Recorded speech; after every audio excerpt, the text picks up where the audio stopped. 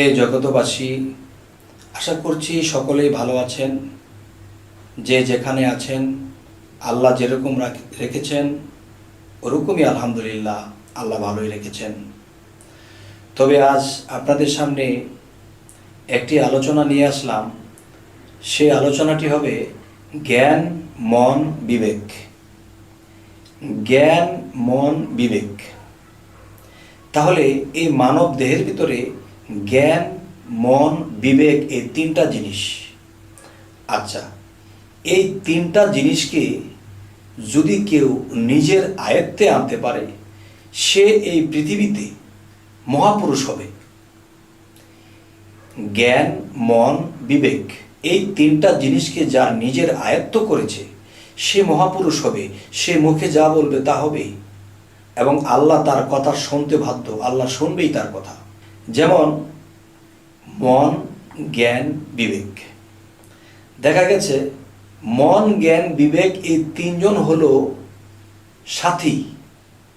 এই তিনজন তিনজনের সাথী। এখন দেখা যায় এই সাথীদেরকে নষ্ট করে কে? এই সাথীদেরকে নষ্ট করে 6টা রিপু। আর এই 6টা রিপুকে নষ্ট করে কে? 10টা ইন্দ্রিয়। 10টা ইন্দ্রিয়র ভিতরে 5টা ইন্দ্রিয় কর্ম ইন্দ্রিয় আর 5টা ইন্দ্রিয় জ্ঞান ইন্দ্রিয়। তাহলে এই জ্ঞান ইন্দ্রিয় এবং মন, জ্ঞান, বিবেক। আচ্ছা, 5টির মধ্যে কর্ম ইন্দ্রিয় 5টি, যেরকম আমরা মুখ দিয়ে চাবাইতেছি, খাইতেছি, এই ইন্দ্রিয়টা সে কর্ম ইন্দ্রিয়। যেমন হাত আমাদের কর্ম ইন্দ্রিয়, পা আমাদের কর্ম ইন্দ্রিয়, এবং পায়খানা প্রস্রাবের রাস্তা এখান দিয়ে ত্যাগ করা হয়, তাহলে এটাও কর্ম ইন্দ্রিয়। তাহলে জ্ঞান ইন্দ্রিয় কি? যেমন একটা কিছু মুখে দিয়েছি, আমার জিহ্বা বলে দিয়েছে এটা ঝাল, চুকা, মিঠা। এবার কান দিয়ে আমি শুনেছি একটা শব্দ এসেছে, তখন কান জ্ঞান করতেছে যে কানটাও জ্ঞান ইন্দ্রিয়। নাকে ঘ্রাণ শক্তি আছে, এটা জ্ঞান ইন্দ্রিয়। চোখে দৃষ্টি শক্তি আছে, জ্ঞান ইন্দ্রিয়। স্পর্শ শক্তি আছে, একটা পিঁপড়া শরীরের প্রতি হাঁটলেও বলতে পারি। তাহলে এভাবে 5টি জ্ঞান ইন্দ্রিয় এবং 5টি কর্ম ইন্দ্রিয়। তাহলে এই 5টি জ্ঞান ইন্দ্রিয়, কর্ম ইন্দ্রিয় 6 রিপুকে তরুতাজা করে। তখন সেই 6 রিপু যখন তরুতাজা হয়ে যায়, তখন দেখা যায় শরীরে যখন যৌবনের শক্তি এবং বিভিন্ন কুশক্তি দ্বারা যখন 6 রিপু ভরপুর হয়ে যায়, তখন এই 6 রিপু মনের সাথে মিশে। মনের সাথে যখন মিশে তখন মন 6 রিপু মিলে তখন একটা খারাপ দিকে তার আকর্ষণ করে এবং খারাপ দিকে সে চলে যায়। তখন তার দ্বারা ভালো কিছু হয় না। কিন্তু তাদের সাথে ছিল কে? মন।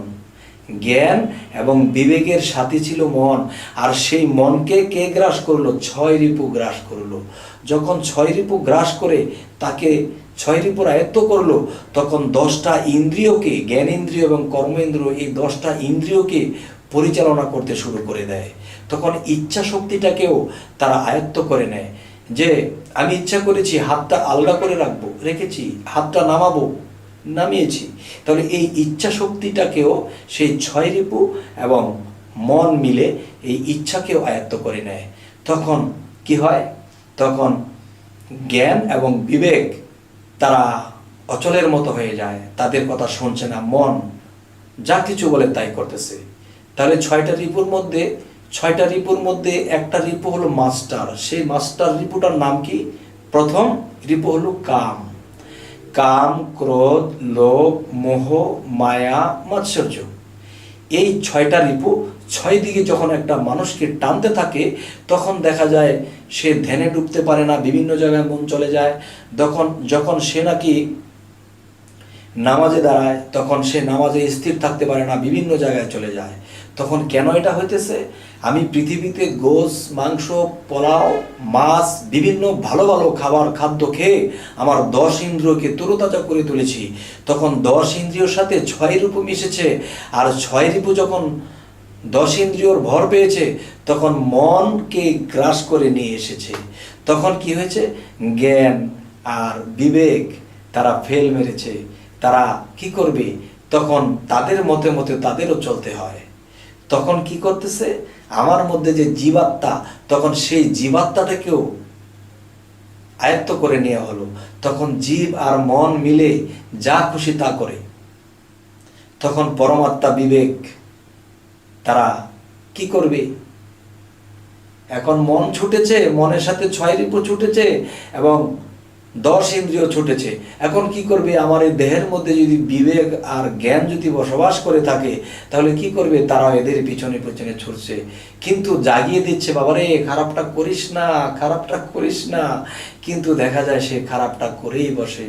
তখন সে যখন অতিরিক্ত কোনো খারাপ করে, তখন যখন একটা মানুষ নীরবে বসে থাকে, তখন চিন্তা করে হায় হায় কত খারাপ করেছি, কত মানুষের ক্ষতি করেছি। তখন তার ভিতরে বিবেক যখন কাঁদে, তখন তার চোখে অশ্রু ঝরে। তাহলে বিবেক আর জ্ঞান কি করবে? আচ্ছা, এখন এটা থেকে রক্ষা পেতে হলে আমাদের কি করতে হবে? তখন এটার থেকে রক্ষা পেতে হলে আমাদের কামেল মুর্শিদ ধরতে হবে। আমরা যখন কামেল মুর্শিদ ধরবো, কামেল মুর্শিদ ধরে যখন আমরা অগ্রসর হব, তখন মুর্শিদ কি বলবে? বাবারে 10 ইন্দ্রিয় শক্তি কমাতে হবে। 10 ইন্দ্রিয় শক্তি, ভালো ভালো খাবার খেয়ে খেয়ে আমাদের 10 ইন্দ্রিয় শক্তি হয়েছে, 6 রিপুর শক্তি হয়েছে এবং মনকে তারা গ্রাস করেছে। তখন মনের মধ্যে তারা প্রবেশ করে মনকে যেদিকে চালায় সে সেদিকে চলে। কিন্তু এখন জ্ঞান আর বিবেক তার কোনো কাজ করতেছে না, সমস্ত খারাপ করে বেড়াইতেছে। তখন যখন একজন প্র্যাকটিক্যালি কোনো গুরু মুর্শিদ ধরেছে, তখন মুর্শিদ তাকে সাধনা দিয়েছে। সেই মুর্শিদের সাধনা করতে করতে এবং আমিষ জাতীয় যে মাছ মাংস খাবার কমিয়ে দিয়ে যখন নিরামিষ খাইতে শুরু করছে এবং সাধনা করতে শুরু করছে, তখন শরীরটা একটু জীর্ণ শীর্ণ হয়েছে, দুর্বল হয়েছে। তখন কি হলো? তখন শরীর যখন দুর্বল হয়েছে, তখন 6 রিপুর কথা এখন 10 ইন্দ্রিয় আলগাইয়া কাজ করতে পারে না, খারাপটা করতে পারে না। তখন 10 ইন্দ্রিয় যখন দুর্বল হয়েছে, 6 রিপু দুর্বল হয়েছে, তখন মনের কথায় আর তারা কাজ করতে পারে না। তখন মন, তখন আবার সেই 3 জন সাথী ছিল, জ্ঞান মন বিবেক, তাদের দলে আবার চলে যায়। তাদের দলে যখন চলে গেল, এখন 6 রিপুর কথার 6 রিপু মনের কথা আর পায় না, আর মনের সাথে মিশতে পারে না। তখন কি হয়? সেই 10 ইন্দ্রিয় তো দুর্বল হয়েই গেছে, 6 রিপু দুর্বল হয়ে গেছে। তখন মন সেই পরমাত্মা কিংবা জ্ঞান বিবেকের সাথে সে আবার মিলে গেছে। তখন জ্ঞান বিবেক এই মনকে চালায়। তখন সে সুপথে চলতে শুরু করেছে। যখন সে সুপথে চলতে শুরু করেছে, তখন আস্তে আস্তে তার ভিতরে সে আলোর প্রসার আসতে শুরু করছে। তখন মুর্শিদের যে একটা ফায়েজ, মুর্শিদের যে একটা প্রেম ভক্তি আছে, সেই দৃষ্টি যখন তার মধ্যে লাগে, তখন সে আস্তে আস্তে সে জিকিরে ফানাফিল্লা হয়। তখন আস্তে আস্তে তার মধ্যে থেকে সেই খারাপ শক্তিটা আহত হয়ে পড়ে থাকে। তখন তার পরমাত্মা জাগ্রত হয়। তখন সে পরমাত্মাকে একজন রাসূল রূপে দেখতে পায়। আর রাসূল রূপকে যে দেখলো, সে খোদার রূপকে দেখা হলো। হে জগতবাসী, আজ এই কথাগুলো বলার উদ্দেশ্যই হলো, এই পৃথিবীর মানুষে অনেকেই ভাবে, কিরে নামাজে কেন ডুবতে পারি না, কিরে ধ্যানে কেন ডুবতে পারি না। এই কারণেই আমরা ডুবতে পারি না। তাহলে একজন মুর্শিদের কাছে যাইয়া সেই সাধনাগুলো আমরা নিব। সেই সাধনার করতে করতে করতে করতে একসময় আমাদের মধ্যে সেই পরম যখন জাগ্রত হবে, তখন আল্লাহ রাসূলের প্রতি পূর্ণ প্রেম আসিয়া যাবে। তখন আল্লাহর সুপথ আমরা পেয়ে যাব, আল্লাহ পর্যন্ত আমরা একদিন পৌঁছে যাব। হে জগতবাসী, আজ এই কথাগুলো বলেই রাখছি, সকলেই ভালো থাকবেন। আল্লাহ হাফিজ।